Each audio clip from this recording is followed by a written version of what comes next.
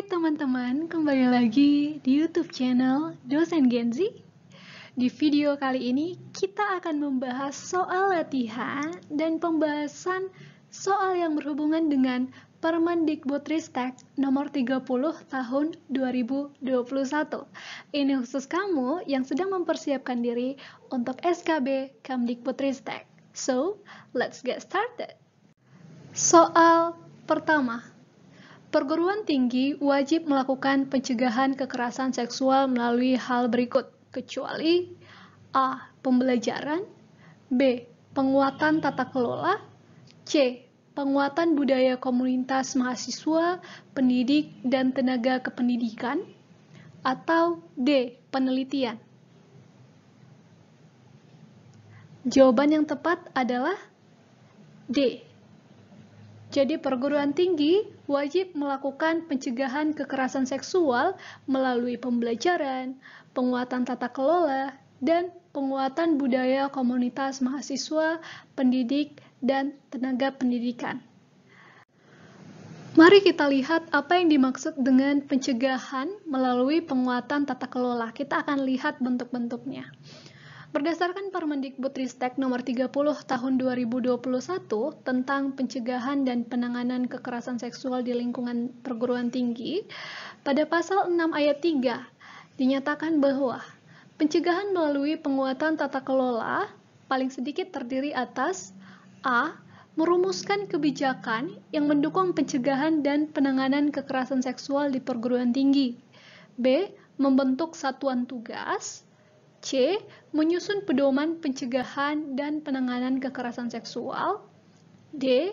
Membatasi pertemuan antara mahasiswa dengan pendidik dan atau tenaga kependidikan di luar jam operasional kampus dan atau luar area kampus, E. Menyediakan layanan pelaporan kekerasan seksual, F.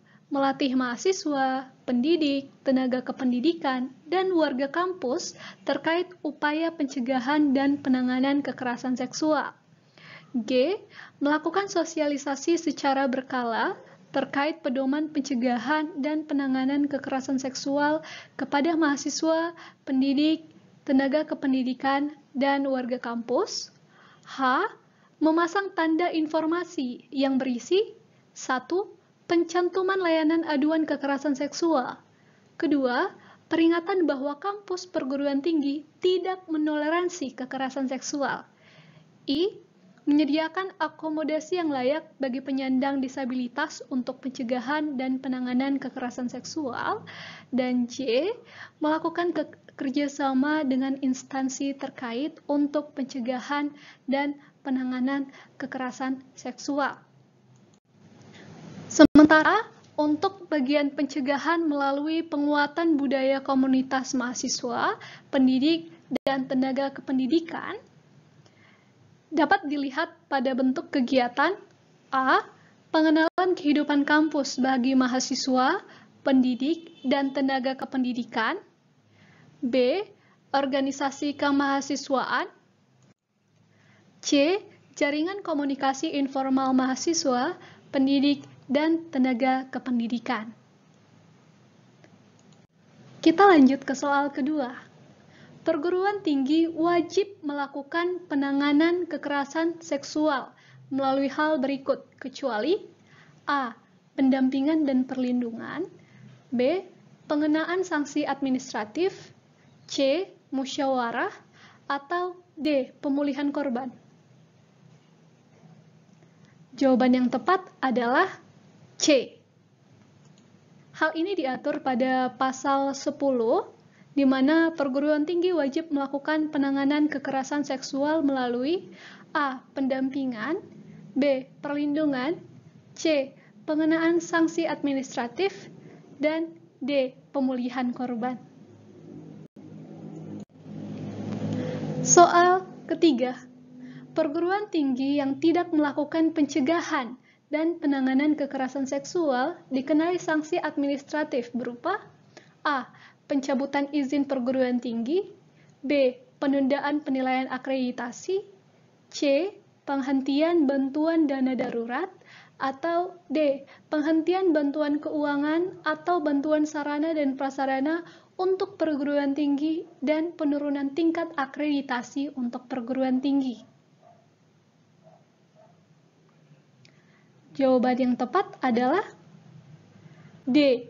Penghentian bantuan keuangan atau bantuan sarana dan prasarana untuk perguruan tinggi dan penurunan tingkat akreditasi untuk perguruan tinggi, di mana hal ini diatur pada pasal 19. Kita lanjut ke soal keempat. Perhatikan butir berikut. 1. Tindakan medis. 2. Terapi fisik. 3. Wawancara eksklusif. 4. Terapi psikologis. 5. Bimbingan sosial dan rohani. 6. Diskusi ilmiah. Perguruan tinggi wajib melakukan penanganan kekerasan seksual melalui pemulihan kepada korban. Poin yang bukan merupakan butir pemulihan kepada korban kekerasan seksual adalah A.